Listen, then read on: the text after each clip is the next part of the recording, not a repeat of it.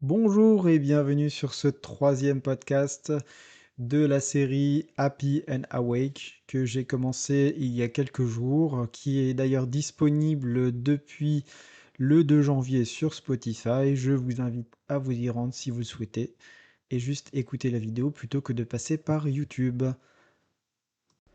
Le sujet du jour sera plutôt une affirmation. Être soi-même. Qu'est-ce que cela signifie? Alors, premièrement, être soi-même, forcément, ça rapporte à l'ego. Qu'est-ce que l'ego? Qu'est-ce que construit ce dernier? Comment faire la connaissance de notre moi intérieur euh, en appliquant une réflexion profonde, une analyse de notre propre personne? L'ego n'est pas forcément une mauvaise chose puisque c'est la définition du soi. Être soi-même, c'est quoi? Comment être soi-même? Et je pense que ça commence par euh, se connaître, comme le disaient beaucoup de philosophes, Socrate, Confucius, etc.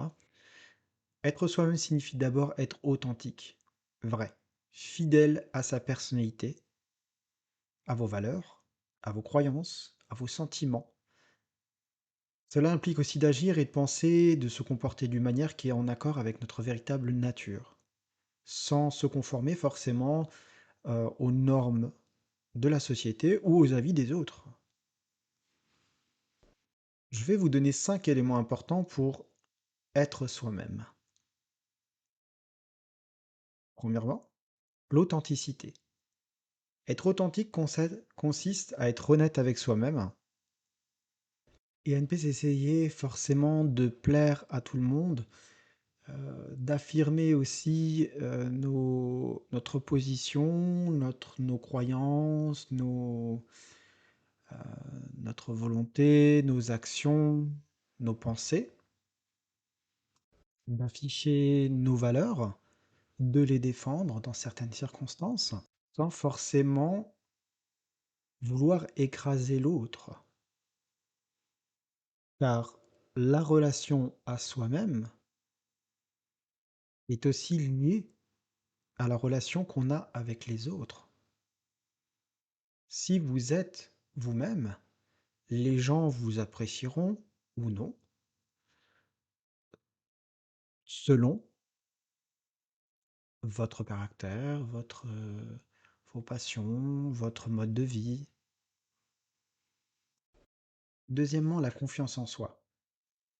Être soi-même implique aussi d'avoir confiance en ses propres capacités, opinions, décisions, et cela nécessite effectivement un travail sur la confiance en soi pour être à l'aise avec qui l'on est vraiment.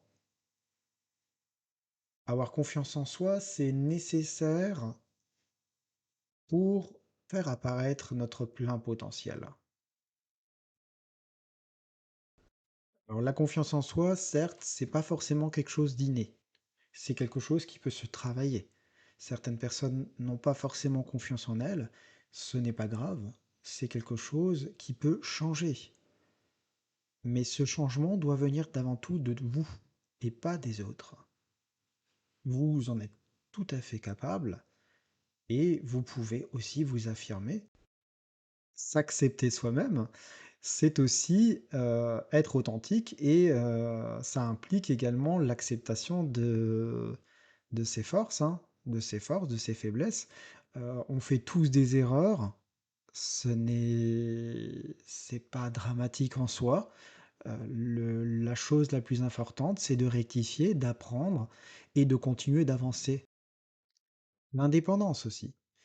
C'est être capable de penser par soi-même, de prendre ses propres décisions, de suivre son propre chemin. Cela implique aussi de s'exprimer librement, de partager vos idées, vos émotions et vos opinions, sans crainte du jugement des autres. Être soi-même, c'est un processus continu de découverte de sa propre identité et de vivre en accord avec celle-ci, sans se laisser forcément influencer par les opinions extérieures, que ce soit notre famille, nos amis. Vous avez le droit aussi de vous affirmer, de dire ce que vous pensez, d'être qui vous êtes, de vivre vos passions et les gens n'ont pas à choisir pour vous. Parce que la réalité, c'est que les gens n'en ont rien à faire de vous. Demain, vous pouvez, je vous donne un exemple tout simple, demain vous allez dans la rue, vous chutez, les gens vont peut-être rigoler sur le coup, mais 5 minutes après, ils vous auront oublié. Donc c'est il faut toujours se dire, voilà, sur le moment, on se sent un peu gêné, on se sent un peu honteux des fois pour certaines circonstances, mais ça ne doit pas nous empêcher de nous dire: «Je suis quand même j'ai confiance en moi». Dès que je suis dans une situation où je ne suis pas forcément à l'aise, où, je suis face à des personnes, qui m'intimident et afin de m'affirmer, j'utilise, l'humour pour justement détendre l'atmosphère et puis, permettre à chacun d'aussi de se sentir à l'aise dans la conversation et au même niveau.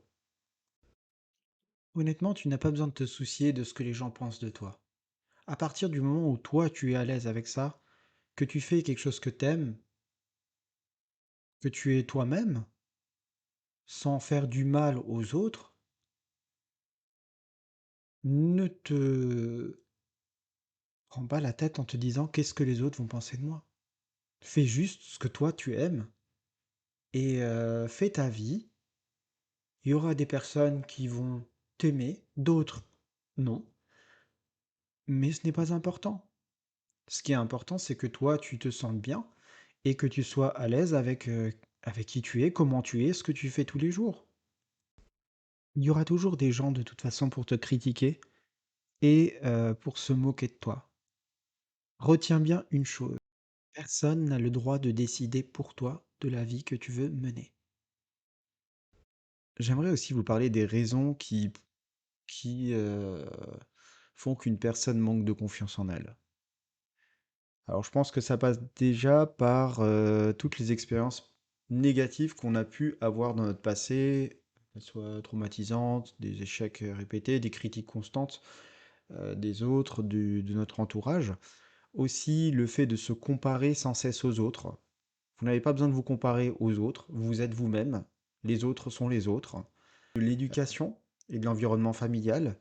Peut-être que votre famille, a des attentes irréalistes ou vous, critique, dans ce que vous faites et cela peut, vous pousser à manquer de confiance. Il y a aussi, tout ce qui est, croyances limitantes. Les croyances limitantes, c'est, «Je ne suis pas assez bon pour faire ceci.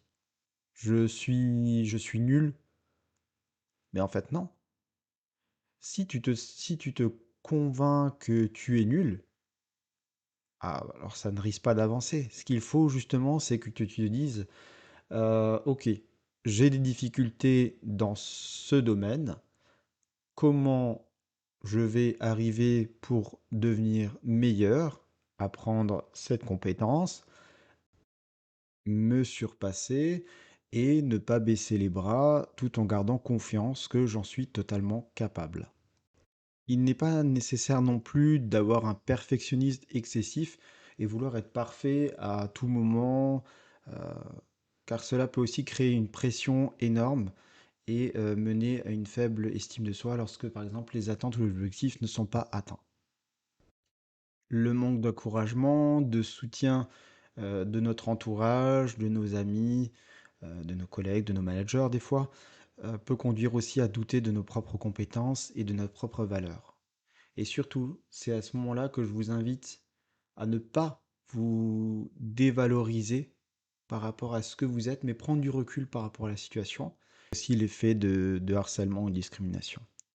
Alors être victime de harcèlement, de discrimination, que ce soit à l'école, au travail, dans la vie quotidienne, euh, c'est aussi, ça a aussi un impact sur notre confiance en nous, sur ce dont nous sommes capables. Et j'aimerais encore une fois vous rappeler que seul vous pouvez juger de quoi vous êtes capable. Et tout dépend aussi de votre investissement. Si vous avez des objectifs à atteindre, ce n'est pas aux autres de vous dire ce que vous devez faire et ce dont vous êtes capable, mais c'est vous-même qui devez le définir, car vous êtes vos propres limites. Si vous avez peur du regard des autres, dans la rue, dans votre quotidien, alors j'aimerais juste encore vous rappeler une dernière chose. Les gens sont déjà tellement occupés dans leur propre vie qu'ils n'ont pas forcément le temps de vous observer. Pour conclure ce podcast, j'aimerais vous dire à nouveau que être soi-même vous permettra de mieux vous connaître, déjà, et vous permettra aussi de vous réaliser, de vous affirmer en tant que personne et de pouvoir attirer vers vous des situations, les bonnes personnes, les bonnes expériences pour que vous puissiez mener votre chemin de vie à bien. Alors n'hésitez pas à sourire, aimer, vivre vos passions, continuer d'apprendre. La vie est très précieuse et je vous invite à vivre chaque moment pleinement, à vous ouvrir à toutes les expériences qui peuvent se présenter à vous et qui vous permettront de d'évoluer en tant qu'individu. Je vous remercie de m'avoir écouté et je vous souhaite de passer une agréable journée. À bientôt pour un prochain podcast.